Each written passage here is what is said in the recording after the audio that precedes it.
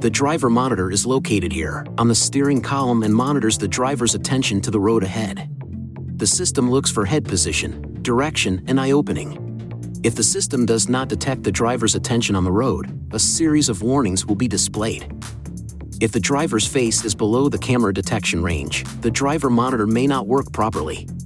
It may be necessary to lower the steering column or raise the seat so that the camera can detect your entire face.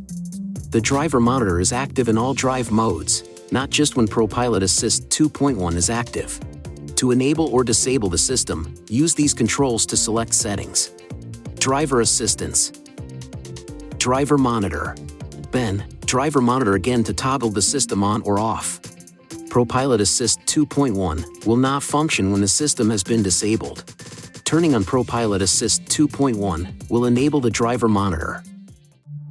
Please see your owner's manual for important safety information, system limitations, and additional operating and feature information.